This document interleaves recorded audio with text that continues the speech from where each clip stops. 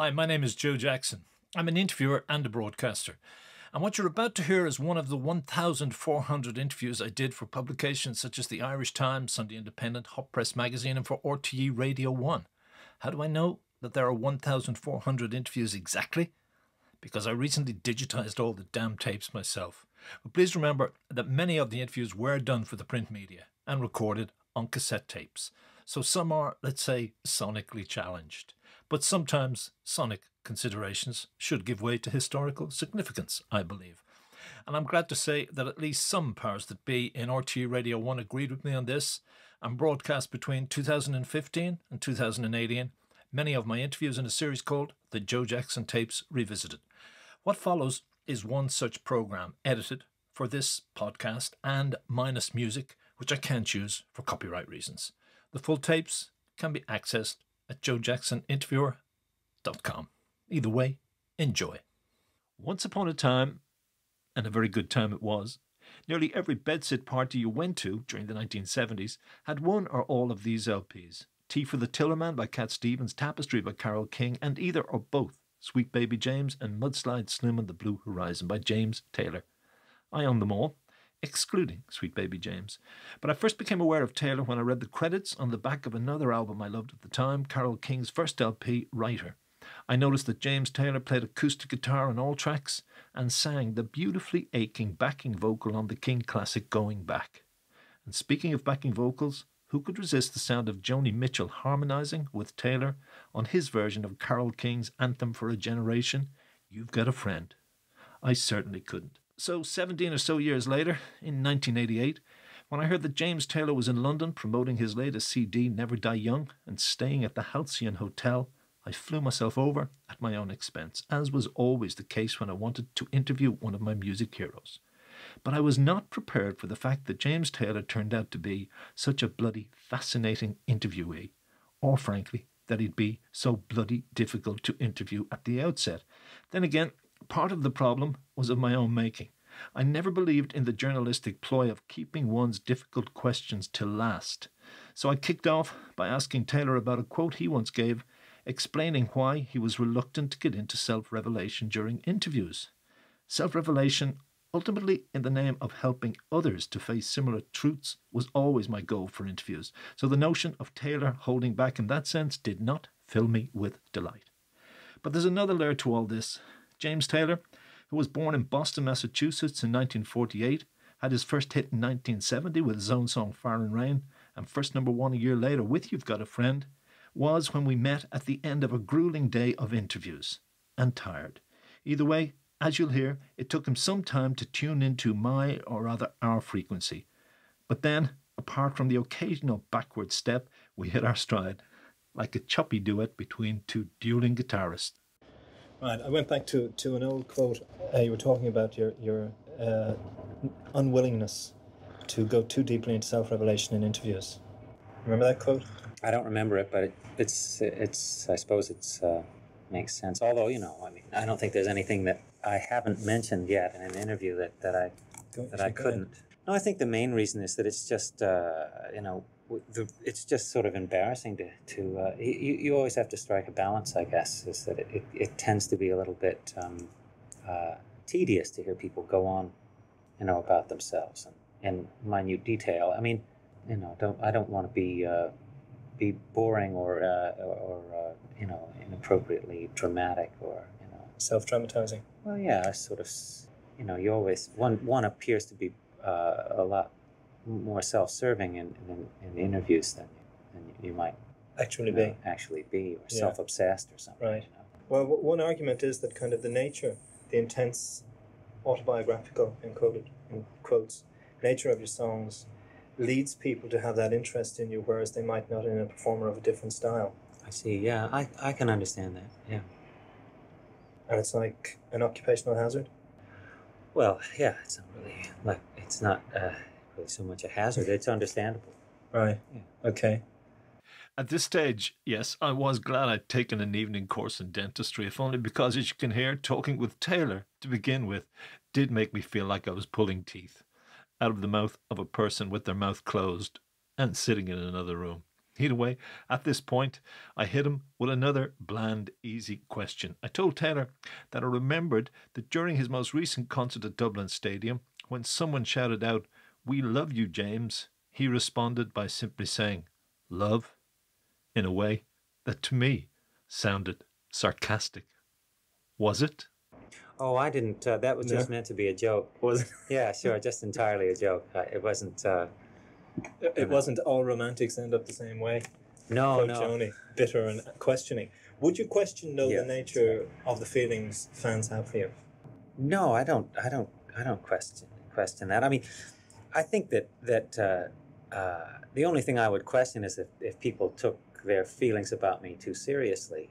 I think that it's pretty, I mean, basically, I suppose I've tried to express myself in depth sometimes, but basically it's just entertainment. I mean, it's not meant to be any kind of crucial lesson or really pivotal, deep thing. I don't think people should take what I do too seriously, and I try not to take it too seriously myself. It's only rock and roll.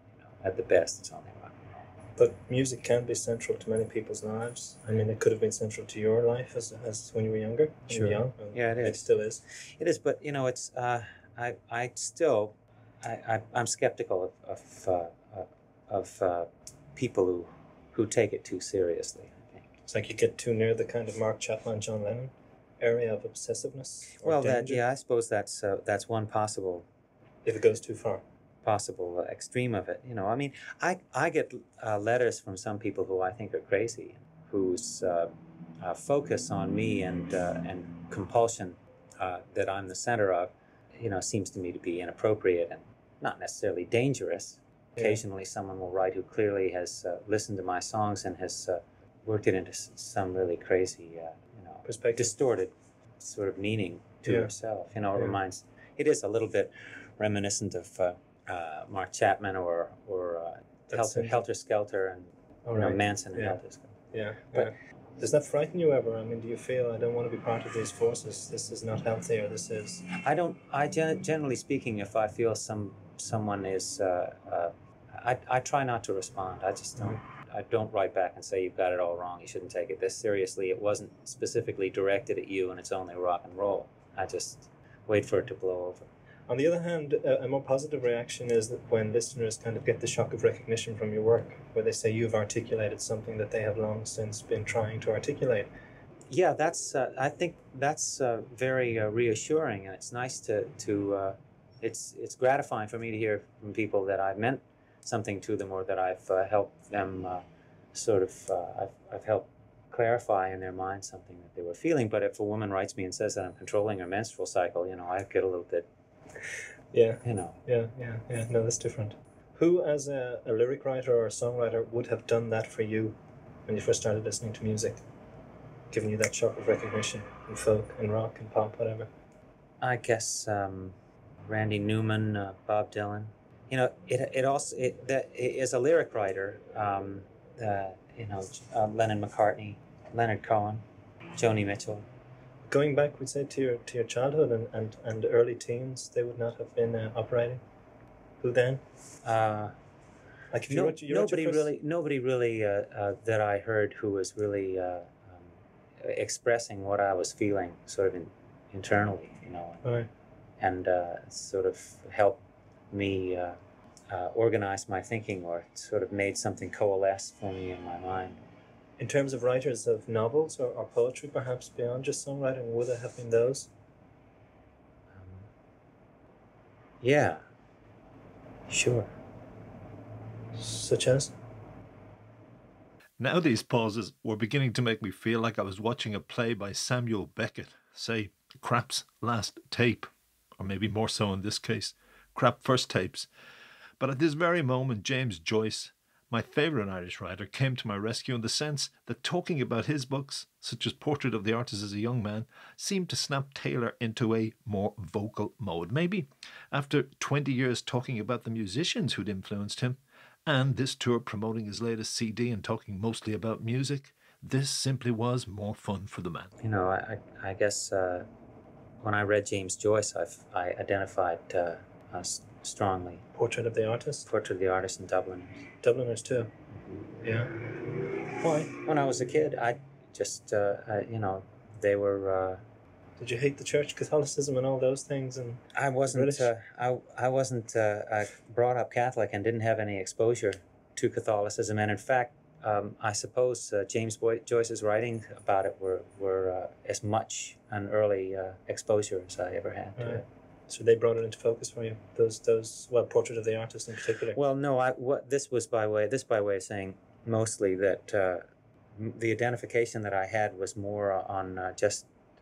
It wasn't in terms of my feeling about religion, just in empathizing with, feeling as though somebody was expressing things on the same level that I was feeling. Has this got to do anything with the kind of Oedipal kind of situation? You referred to that once in one of your interviews, that a kind of father-son conflict, or father-son looking for the father, as in, I'm moving now into Ulysses. Have you read those? No, I haven't read Ulysses. Because there's the theme too in Portrait of the Artist. There's always that tension, going back to kind of Greek mythology, between the father and the son. Would you have tuned into those? I'm not aware of statements or feelings that I have about Oedipal conflict as necessarily originating or being particularly clarified by my feelings about Joyce's writing. Mm-hmm. But I think that those are inevitable central themes in any sort of sensitive young man's thinking. I mean, I think that just is one of the natures of growing up. Part of the nature of growing up. Isn't it telling how galvanized Taylor became at that point? Now we were on a roll. But let me say something about the next section. When I mentioned that before the interview, Taylor told me that there was nothing particularly traumatic about his childhood, I meant he told me that during our chat about why he was wary of going too deeply into self-revelation, which was a section of the interview I edited heavily for this program. During that chat, he'd also, quite rightly, gotten a dig at interviewers, and this would later become a point of conflict between us, who seemed to want to talk only about his marriage to Carly Simon, heroin addiction, and the time he spent in mental institutions. But I suggested that many fans may be interested in at least the latter subject, if only because it's well known he wrote Fire and Rain while institutionalized. Either way, here's a potted history of Taylor's life in terms of 2, not 3, of those key areas. In 1965, at the age of 17, having become increasingly disorientated and depressed, James Taylor committed himself to McLean Hospital in Boston, where he was treated with Thorazine, which it said helped restore his sense of time and structure. A year later, while gigging in the Village in New York with his band Flying Machine, James began using heroin and wrote Rainy Day Man about his addiction. In 1969, he committed himself to the Austin Riggs Center in Massachusetts, which explored the influence of cultural and historical factors on psychiatric disorders. A year later, Taylor released Sweet Baby James, which included Fire and Rain, a song that tells of his time in such institutions and tells of the suicide of his friend, Suzanne Schneer. Now, back to the interview. You said there was nothing too extreme or too harsh about your own upbringing when you talked before the interview, but that you didn't have traumas that were in any way excessive, or no more than 90% of young people would have. I wouldn't think so. No, not that I have access to. Not that, I mean, there may be. You can't tell how people see things, and you can't tell. I mean, there are people I know who have suffered amazing trauma as children and as adolescents, who seem to be quite confident and quite secure and quite well centered at the middle of their own lives. Mm-hmm. And there are other people who seem to have had everything and who nonetheless seem to be completely lost and not have a sense of self or of center or of direction at all, who seem to be, almost by definition and by nature, seem to be lost. So it's a mystery to me what causes difficulty in people's lives and what makes for strength. You did do psychoanalysis. You were psychoanalyzed? No, I've never been psychoanalyzed. I've been in psychotherapy a number of different times in my life, yeah. Did they help? No, that's one of the things about psychotherapy. You never know if it's helping or not. It's not one of those things where you go into it and suddenly everything is better, or you discontinue it and suddenly things are worse. It seems to me arguable that I would be in exactly the position I'm in now without psychotherapy. It may well have been a waste of time. I enjoyed it. But self-analysis has been a pattern in your life always, hasn't it? Yeah. Working it through your songs now. Yeah, I suppose so. And you feel that has helped. If you hadn't had that, perhaps you may be more entangled. It's something that I feel compelled to do. I don't necessarily defend it. I think that perhaps in my case I'm a little bit too self-involved. It does seem to be something that I'm compelled to do. Well, in one of your earlier songs, Hey Mister, you did write about the artistic dilemma of a performer who makes a living recycling his traumatic experiences, to quote one article. Yeah. Some would say that you are blessed to be able to do that, to have perfect strangers pay good money to hear Fire and Fire and Fire again. Okay, sorry for the interruption, but yes, there I did say Fire and Fire and Fire again. Obviously, I meant to say Fire and Rain again and again. And you may wonder why when I met my hearers I tended to interrogate them. Well, sometimes I did so just to see if they had feet of clay. Anyway, back to James Taylor and my suggestion that he was in a way blessed that people would pay to hear him sing Fire and Fire and Fire again. Yeah, it's true. They say that anything that doesn't kill you makes you stronger. I'm not sure that's entirely true, but I hope it is. I think the ways that I'm not saying that suffering is art or that art needs you to suffer, but I am saying that often the way that we respond to adversity is can be very creative, and it can be, adversity can be a great motivation, and finding your way out of things or dealing with things. I think that's music can be either remedial or celebratory. Right. Either way, some people do different things. So you're using what could be a destructive force in a kind of positive, hopefully constructive way. Or you're engaging a constructive force in dealing with something that's negative, perhaps, Yeah. And if you can exhibit that somehow or express it, it can mean a lot to you or to other people. On a personal level, on Baby Boom Baby, who did the lyric for that? Myself and Zach Wiesner, yeah. Right. Zach and I wrote Rainy Day Man too, and he played bass in the Flying Machine, and an old and dear friend of mine. Yeah. All right, okay. Well, one of the lyrics is kind of saying that drag out the past just to paint it blue again. On a personal level or an emotional level, mightn't all that reliving of old pains keep you locked at its mercy rather than help you rise above it? Well, I think to a certain extent it's true, yeah. If you're especially if you're successful at doing something, people it tends to freeze you at that moment a little bit, and I'm aware of that. Could it not be emotionally damaging though too? Well, I suppose a lot of things are emotionally damaging. I don't think that you can really be damaged past the age of 7. I don't know why I feel that, but I just don't. I think that if you survive long enough, things can't damage you. Just can't be damaged by things like that. So you definitely believe in child being father to the man. The early years shape it all. Yeah, I do. I do tend to believe that what happens early in your life, and in some cases on a cellular sort of genetic level, very much dictates who you're to be, and that you pretty much got your whole hand dealt to you by a pretty early age. You might find inventive and creative ways, or might be pre-armed or pre-equipped with inventive or creative ways of dealing with whatever your hand might be. But would you say then that people are genetically predisposed to depression or schizophrenia or neurosis, or those things that is? I think that there are genetic predispositions to those things, and it's very difficult to know where behavior and genetics and where they diverge, and it just seems so whimsical and happenstantial, sort of hazardous a kind of a thing, just like the toss of a coin, whether people will rise or sink under a certain burden or a certain in the face of a certain test.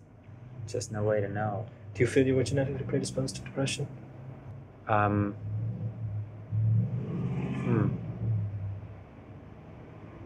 I have felt that. It started quite young. Well, I don't think. I think depression is a response to something. I don't think that it is something in itself. I think that it's a way of coping with something. I think it's unfortunately it's a way of closing down, of shutting down, and it indicates that there is something on an emotional sense. I suppose that on a brain chemistry sort of level, there may be such things as physiological depressions. Someone who who just who doesn't have enough norepinephrine or something in there. Who knows what the brain chemical is, but I think from on an emotional level, I think that if people are depressed, to me, it indicates that there is something that they're incapable of coping with and incapable of getting rid of at the same time. Sort of a resident conundrum. Yeah. That requires that sooner or later requires them to shut down, and they do. But a manic depression is someone reacting to perhaps something that isn't. You know, I mean, a legitimate depression is a reaction to a stimulus that's there, which is healthy. To me, a neurotic condition of depression indicates reacting to something that was perceived sometime in the past, but which no longer is appropriate. Right. That's what makes it neurotic. I think if someone is under a present on situation in which they can't cope, but something that is actually happening in present time. Right. You know, the death of someone who they love, withdrawal from a drug they've been addicted to, stress because of an attack of some sort, you know, something very much present and identifiable in their life, then I don't think it's a neurotic reaction for them to, then it's just cause and effect. You became depressed, say, in school, didn't you? And you signed yourself into a mental hospital when you were in your mid-teens. Yeah. Were they to a natural stimulus at the time, or would they have been the other kind of influences you've just mentioned? I think a combination of the thing. Yeah, the two. And you fought back by starting to write songs? At that stage, did you? Yes, that's right. I think it's about that time that I started to write songs. And I think that to a certain extent, those early songs were either a way of escaping or a way of escaping from those feelings, or a way of expressing them. Do you ever regret that you admitted that a lot of the earlier songs were written when you were in a mental institution, that it stigmatized Well, they you? weren't. A lot of only a couple of songs were written actually in a mental institution. You know, it's one of the things about, again, we started by talking about the nature of a celebrity press, or, you know, this type of interview. I think one of the things about it is that one tends to try to find things in your own life to offer in an interview situation which will be of interest and which will seem sensational, you know. So you tend to, again, focus on things like drug abuse or emotional difficulty or stuff. You know, I just don't think of any of it as really being that big a deal. Yeah. But to people who are, as I said earlier, my argument earlier was to people who are tuning into your songs on that level, that's the James Taylor they know and the James Taylor they care about and are interested in. You know, be they the heightened moments of reality, such as we're discussing now. Yeah. And especially if they are the moments that then led to the art of the song or the music. You know, it legitimizes. It's not. I think sensationalist might be an unfair word. You know what I mean? I think it's a craving for two people to communicate, one to communicate through another one to an audience or readers. Yeah. If you've real interest, as I have in what I'm doing, you know, rather than trying just to get sensational material which can be used in another way. All right. No, I certainly will grant you that. I agree that it is. But then back to your question, which was, do I feel as though I set myself up by admitting that? Or stigmatized. Yeah, I have felt that. Okay. I have felt that in concentrating on that, people had an inaccurate view of who I was. They see the you that was then 22 years ago. Well, you know, and also I tend to have been sort of typecast as sort of relentlessly introspective and you know, super sensitive, or you know, romantic. I don't think that's that people who know me well personally would describe me that way. Okay, the regressive dimension to fame you referred to when you said you become a spoiled child when you become a pop star. Remember you said that? No, I can't remember saying that, but I think there's a truth in it. There's a certain amount of truth to it, I suppose. Okay, would that mean then that you and many of your contemporaries might be emotionally, intellectually, or psychologically immature? I suppose it depends on how you're going to judge it. By whose standards and by whose standards. I mean, you know, the standards that seem to maintain now in Western culture are not very high, you know, in terms of emotional maturity or how evolved people are, or how much of a model there is for people to actually become adults and to try to achieve some kind of continuity in their lives and some sort of cohesion between the you know. So you think we've all regressed? To Yeah, a sure. lower state of judging or... Well, you know, I've never lived in another time, so I couldn't really say for sure, but you don't see very many role models, at least in the United States, and certainly not in popular culture in the United States. You don't see, there's not access to much in the way of with people of substance. well, of how to really progress, or you know, yeah, those just aren't at this particular point. Right. Those aren't values those aren't attributes that are judged very valuable. What's judged valuable now is action and youth and action, youth, beauty, and sex, and you know, those are, and money, and you know, and power, and those are valuable things. There's no doubt about it. They're compelling. You know, The first brace of those things could be listed as a consequence of the advent of rock culture. Mm-hmm. Well, I think that, you know, rock culture isn't only about those things. But it shifted a focus onto those things which wasn't there before in our society or in any society, onto youth, sex, speed, action. Oh, I don't know that they weren't in any society. I don't know what it was like in the declining years of the Roman Empire, but my guess is it would be pretty much similar. Yeah. All right. Okay. Yeah. I'd agree with that. All right. But I'm, you know, I don't want to come off being too puritanical here. I'm just making a statement. I'm not making a judgment about it. Right. I think sex, drugs, and rock and roll are great. I stuck with them as long as I possibly could, and I intend to stick with sex and rock and roll. You know. Yeah. Okay. You intend to stay with sex and rock and roll. Yeah. You can't disassociate one from the other, can you? No, well, you can't. You know, sex is everything. Sex is everything and is in everything. I mean, it's the life and it's the life force and motivation. No, you wouldn't want to. But you know, but one doesn't want to become when I speak in a disparaging way of people's preoccupation and compulsion with sex, I actually mean the way they limit their experience of what is sexual in this world and what it is. I mean, if sex may be the close, you know, only everything is everything. No other single thing is everything. Right. But sex, of all the single things there are, comes the closest to being everything that any other single thing does. You know, if only everything is everything, sex is the next closest thing to being everything. But I think, you know, people have a very narrow fixation on what sex is, and they just return to that over and over again with a sort of a single-minded, simplistic, repetitive kind of narcotic, addictive, you know, repetition. You know, it's much more. To basically the act of coupling or the act of... yeah, I guess basically to fucking or to an allusion to fucking. You know, a certain approach to it, kind of first kiss mentality, you know, over and over and over again. I'll tell you, there's something about narcotic culture, you know, pop culture, which I acknowledge that I'm a part of. You know, I know that I'm a part of it, and I'm only going to judge it so much. But there's something about it that turns, you know, we are.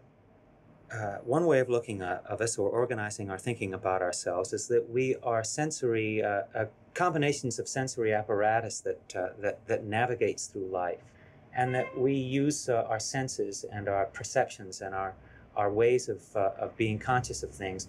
I think those things somehow were meant to contribute all together to a sort of perhaps to a consciousness of who we are or what the world around us was. Or to at the very least, to help us navigate through life and through the world, you know. Right. But we as collections of sensory organs in a narcotic culture and pop culture context, these things are just looked as receptors that are to be fired off as often as possible. I mean, if I go to see a movie and I feel as though I'm being my emotional connection with it is just something that is being prepared and then fired off, and then prepared and fired off with a certain sort of pornographic frequency, you know.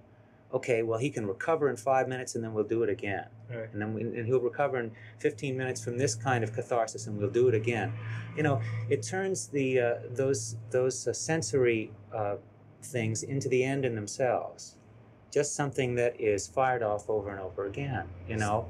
So he thinks that's what has fed into our limiting the potential of what sexuality really is or could be or should be? That's one of the things that happen. It happens with sexuality, but it also happens with sort of emotional, when we watch a television show or a movie, you know, more and more the things that we are offered are just ways of stimulating and firing off these sensory responses. It could be also seen as elements of control. Well, you know, that's the point. That's the whole point. It takes us away from living by preoccupying all of those senses. A nostalgia or yearning to go back is a recurrent theme in your work. Do you? I suppose I must, yeah. To a time of greater innocence, or what, to childhood itself? I suppose that in this most recent album you're thinking about Runaway Boy. Yeah. I don't know if it's a return to childhood or just a wish to sort of reclaim more time, you know, for personal reasons, to lead a life that seems more connected to a meaningful reality, rather than just a succession of engaging requirements, or you know, say a succession of things that sort of draw your attention and eat your time. You know, that's how you have your life completely eaten up. Right. It's going from one thing that you try to cope with to another, you know, from one engagement to another. Would you ever yearn to go back to childhood? No, I don't think you so. don't, but many people do have that kind of well, you know, intrinsic yearning. No, what my yearning for is to get out of childhood. Yeah. Yeah, quite to the contrary. Well, that was the question I was going to I don't want to go back. I want to come forward.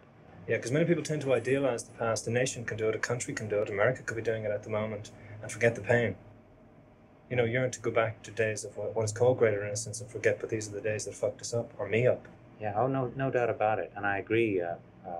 America has sort of had an orgy of denial for the past 8 years. But no, I feel as though one of the things that one can hope for as you get older is that your life becomes more about what your own choices are, what your own decisions and your own the things that you've arrived at are, and it becomes less and less about the sort of initial hand that you were dealt. You know. You once seemed angry that your parents seemed to force you to perform or to be a performer. Oh, I don't think they forced me. I don't know where I might have given that impression, but I'm sorry that that's the case. No, they were extremely tolerant about. Were they? Oh, I see what you mean by perform. No, I hadn't meant that in terms of performance art. Yeah. I think that if I said that, I meant in terms of acting for the mother to win her affection. Was that the context? It may have been. Yeah. When your father was away. I didn't mean so much performing. I think I meant behavior. Right. Okay. Yeah. Yeah. You know, in other words, that the important thing is how you behave and what your effect on other people is, rather than something more personally or self-affirming. But it ties in with what you were saying, like that your actions or your acting was dictated by the fact that you were trying to please or trying to win acceptance or love from. Well, I think that's a certain you could extend that into an audience. Yeah. You know what I mean? Some right. performers, if you want to use that word, look on the audience as an extended family. No, I think that's entirely true. That one of the things that goes into making a performer's sort of personality can quite easily be that need for, you know, that constant insatiable need for approval and to be validated by other people expressing approval of them. Yeah. You know. Lenny Bruce joked about it, that everyone's going around saying, "Hey, look at me, ma," or "Look at me, dad." Yeah. You know, he admitted at 41 he was stood up there on stage and... Well, I think we all do it forever, you know, but it's a matter of balance, like all things, you know. But shouldn't there come a point where you don't have to, you can just look in the mirror and say, "Hey, look at me"? Well, again, it's a matter of balance. But you're not, or you wouldn't still be tap dancing for your mother's affection or whatever now? Well, I'm sure I am. I mean, I'm sure that makes that would be an early model of what I am doing now, to a certain extent. No, I don't think, that's what I mean to say. I don't think we ever completely come away from that. But you're more in control now. You would be more in control of the impulse to do that now than allowing it to be dictated by back there, one would hope. Yes, I think so. You know, or at least you find a version of it that works in the present. Yeah. I mean, we may still be those same people forever, you know, that we were back then. It's just that we're larger and more powerful and then we become more evolved and, you know. That, I for one certainly hope is true. Namely, that we continue to evolve until the day we die, if not beyond it. And by the way, I usually did have a very tightly structured, typed out set of questions for these hot press Q&A interviews, which I rather pretentiously saw as one-act, two-hander plays complete with conflict. But when I met someone as fascinating as James Taylor, I went with the flow. But next up, I did ask him a question I had typed out, and I hope it doesn't offend any listener. I asked if there was an element of self-romanticization to his decision to institutionalize himself. Okay, there was one accusation. I don't that it was fashionable and hip to kind of to sign oneself into a mental health. It was very romantic, the romantic poet. Was there ever an element of the pose to it? Your own perception of what a... No, I think it was an important thing for me to do at the time, and I think that it was justified. Yeah. I worried about it as being just a way of sort of copping out. I don't think I ever looked at it as an attractive thing to do. Right. But I did at that time worry about it as a cop out. You know. Would you have seen your exploration of drugs as the same? I think in the beginning drugs were exhilarating, and I thought of them as my friend, and they actually even may have been my friend. You know, I mean, I don't think that's a very popular thing to say now, nor do I in any way encourage people to take drugs or experiment with them. But in the beginning, they were a thrill for me and a great relief. And then shortly after that period of time, they became a real waste of time. I mean, I think I wasted a good 10 years just, you know, treading water at best. I'm lucky I didn't ruin my health. But. If your children came back to you and said, how can you justify the claim that drugs could be a friend? Or if they took a similar path, how would you as a father feel? I don't know. I would feel that it was most unfortunate if or when either of my children decides that they, decides. It's not a decision you sort of consciously make. I think right. I'll become a heroin addict. I mean, but... not strategic either. No, it's not a very... not if you have any sense at all. But, I would think that would be unfortunate, but not unbelievably unlikely. I mean, it's, that drugs are everywhere, much more available and much more acceptable now, much more sort of pressure, peer group pressure, as they call it, for kids to take drugs. And I don't know how you would react. I would or will react. Would you feel you had failed as a father in any way? I've told my kids that I think it's likely that they'll be exposed to drugs and that they'll experiment with them. And that my experience of them is that they're a waste of time and that they're dangerous to play around with. But that these are things people have to find out for themselves, and the most important thing that I would hope is that they would continue to communicate with me about them and not let them not let drugs turn them away from me, I think they understand that things have gotten a lot better for me and for us as family, as a family, in my recovery from drugs. I think I think that's probably the most worthwhile thing I can offer them, is that I just don't do it. Was there a moment? Was there an experience which made you say in one? No, there were many such moments. There were 10 years, there were 15 years of such moments, and there comes a point where it becomes. Finally, it gets hammered into your head that what you're doing is not fun. This was kind of cocaine, opium. I've been mostly an opiate addict. Yeah, for my career. Opiates. Was there an element of the anesthetic? No doubt about it. Moving beyond the kind of time in the institution into high fame or whatever, to just dull everything, to escape, to get away from it, to not feel it? I don't know. No, I think what I was seeking was comfort and not oblivion. And it ceased being fun when it moved from one to the other? Well, no, it just, there are a number of, there are numerous things. There's only one thing about drugs that are good, and that's that it has a sensation of relief, for one. Perhaps euphoria, perhaps comfort, but of relief of some sort. And there are many things about it that are bad. I think the worst thing of all is that it's just a waste of time, that you never do anything. What about in terms of creativity? Did you do anything? Did you write many of your songs with many of the lyrics we all know? Lots of them were written high, So, and you're saying that was that a waste of time? Who knows what would have happened without them? Well, I mean, you've been writing since then without them. Well, but I'm not writing as an 18-year-old man without them. True. Yeah. As a 20-year-old. I mean, I don't know what, you know, I can't rewrite what happened to me, and I can't change what my life was or has been, nor would I want to. I mean, if I got rid of those, perhaps I would court some other form of disaster. You know, so. Would your father have regarded it as a failure that you were using those, or that you signed yourself into an institution? I think he must. I've always assumed that he must have, on some level. You know, have wondered about what his part in it might have been. But Sure. you know, I've had successes in other areas, you know, too, and I think he might feel proud of those. Would you have told him about that? Did you have good communication? No, not terribly good communication. I think that may have been one of, you know, could easily have been a contributing factor. But it's not only communication with them; it's communication within yourself. Oh, yeah. Being able to actually recognize and accept things. You know, I think that you can't communicate with other people about problems until you can sort of isolate them or recognize them or accept them in yourself. You know? At least be conscious of them on some level. I think that's the first step to trying to communicate something. Not only, and not just going to somebody with a problem. So I've seen you described as rock's equivalent of Keats. That's nice. Yeah. Were you ever in love with Eastful Death? I don't know it. No, that's the quote of the poem, where it's kind of the romantic image of the poet, suicide being a very attractive Peaceful death. alternative. No, I know. I don't. I thought that it was a quote of Keats, but I don't know. Oh, it is a quote. Yeah, I have been half in love with Eastful Death. He wrote it to Fanny Braun, or his lover.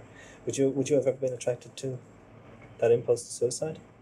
You know, I think everybody contemplates suicide at one time or another, don't you think? I suppose there are some people who don't. Yeah. And did you? Yeah, when I was a kid, when I was an adolescent. In a serious way, or the way, as you say, most Well, of us do? it was serious enough to frighten me. I'm not sure how in how much peril I was. I mean, I did do something about it other than kill myself. Asher, there's nothing like having a light-hearted chat with one of your pop heroes. And if you're thinking this is nothing like a light-hearted chat, then listen to this little exchange. Yeah, we're getting to the last application. You're getting tired. How are you feeling? I'm doing great. This is fun for me. Okay, good. So, you see, that was fun to James Taylor, whose sense of humour obviously is as mad as mine. But the man clearly didn't have fun later when I finally raised the subject of Carly Simon. He'd said he believes it's better to have had multiple romantic and sexual relationships rather than, say, settle down and marry at 18. So I asked him, were you too young when you married Carly Simon? Were you both too young, or were you both too caught up in the lifestyle? I think I was too young, not necessarily in terms of my the amount of time that I've been on the planet, but just in terms of my own development. I was too unconscious.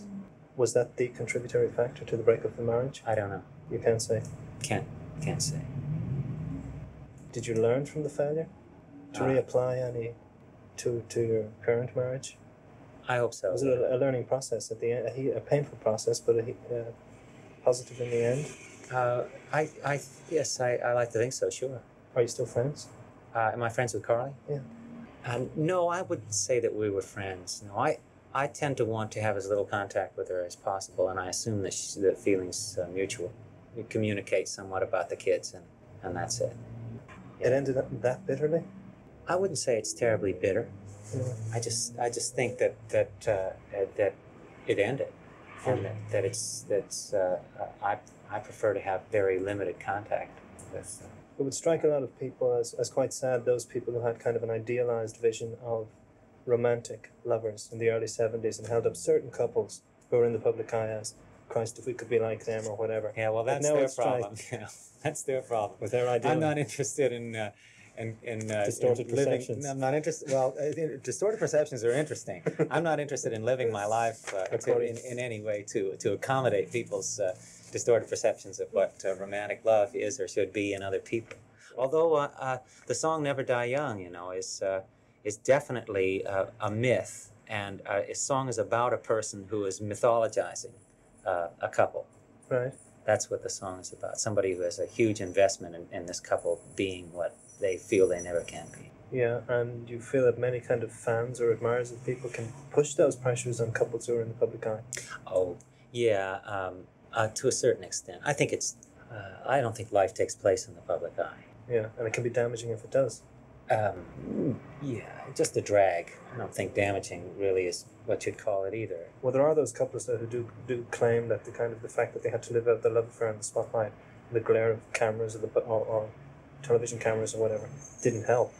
I think it must be very distracting. Your relationship with Carly wasn't like that? No, I think ours was like that. Was like that? Yeah. But, you know, I'm reluctant to talk about Carly. She can talk about herself. Does she talk about you? I don't know. I don't read her press. If ever I heard a self-conscious laugh, that was it. Though 15 minutes later, after the interview ended, Taylor clarified one reason he was reluctant to talk about Carly Simon. He felt I should have focused also on his wife at the time, Katherine Walker.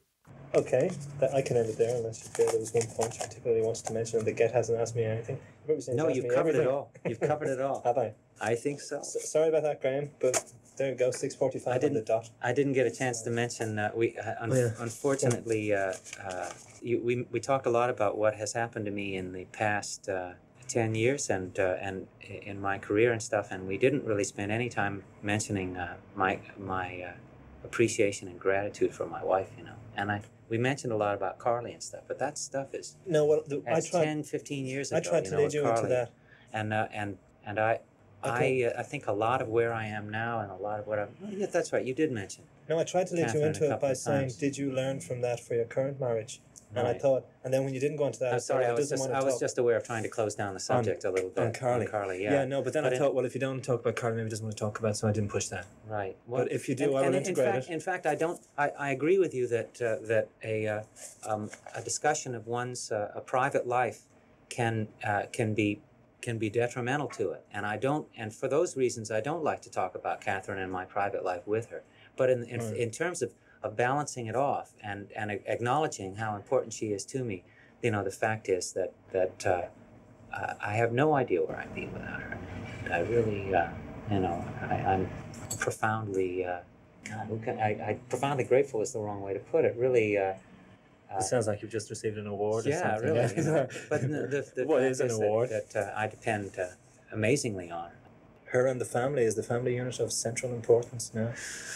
By the family, do you mean my siblings and my mother and father? No, it's not really. I think that Katherine is my family as things stand now, and my children. Right, the second family. So that is over the past 10 or 15 years? Yeah. She's given you that kind of... Well, Katherine and I have been together for 7 years. 7 years. And it's... What, James? Give me another quote for profoundly grateful. I can't help but that. All right, I will. Hang on. Then I'll leave it. I will. At that point, as James Taylor reflected on a better quote to give me about Katherine, I said to Graham, who I think was his press agent, and who had sat in at the end of the interview and said he enjoyed what he'd heard.